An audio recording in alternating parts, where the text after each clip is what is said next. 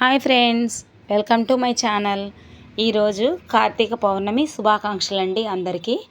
అట్లాగే ఈరోజు కార్తీక పౌర్ణమి సందర్భంగా శివాలయంలో భక్తులతో అయితే కలకల్లాడిపోతుందండి. చాలామంది ఉన్నారండి భక్తులు. పూజ చేసుకోవడానికి కూడా ప్లేస్ అయితే దొరకలేదు. మేము చాలా తొందరగా ఎర్లీగా వెళ్ళాము. కాకపోతే ఏంటంటే భక్తులతో నిండిపోయి ఉందన్నాను కదండి, దీపారాధన చేసుకోవడానికి ప్లేస్ కూడా దొరకలేదు. ఎట్లాగొట్లా ఒక చోట అయితే దొరికింది. అది నేను కూర్చోవడానికి మాత్రమే ఉందండి. మా వారు మా అమ్మాయి అయితే నించోనే ఉన్నారు.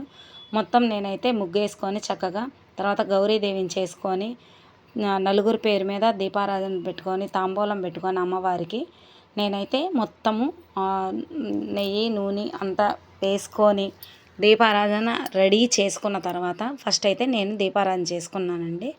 నేను దీపం వెలిగించిన తర్వాత మా పాప చేత కూడా చేపించాను. ఆ తర్వాత మా వారు కూడా చేశారండి. అసలు కూర్చోడానికి లేదు కదా, అందుకని చెప్పేసి నేను ముందు అవన్నీ చేశాను. ఎప్పుడు ముగ్గురు పేరు మీద ముగ్గురు చేస్తామండి. మా అత్తయ్య గారు రాలేదు కాబట్టి నేను మా వారు వెలిగించేస్తాము. ఈసారి అయితే ప్లేస్ లేదు కాబట్టి తప్పలేదు నాకు ఒక్కదానికి.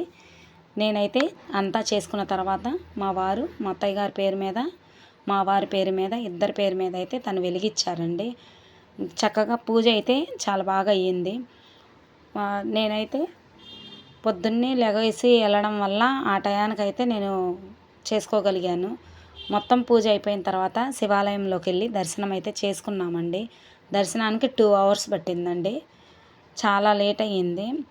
చాలామంది భక్తులు ఉన్నారు అని అన్నాం కదా, అందులో ఈరోజు పౌర్ణమి సందర్భంగా సాయంత్రం కూడా లేదంటండి పౌర్ణమి.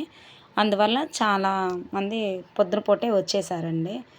ఈరోజైతే పూజ అయితే చాలా బాగా జరిగింది. అట్లాగే దర్శనం కూడా బాగా జరిగిందండి. ఫైనల్గా అయితే పూజ అయితే కంప్లీట్ అయిపోయిందండి. నా వీడియోలు కనుక మీకు నచ్చితే కనుక అట్లాగే లైక్ చేయండి, షేర్ చేయండి, సబ్స్క్రైబ్ చేయండి. ఓకే నా ఫ్రెండ్స్, బాయ్.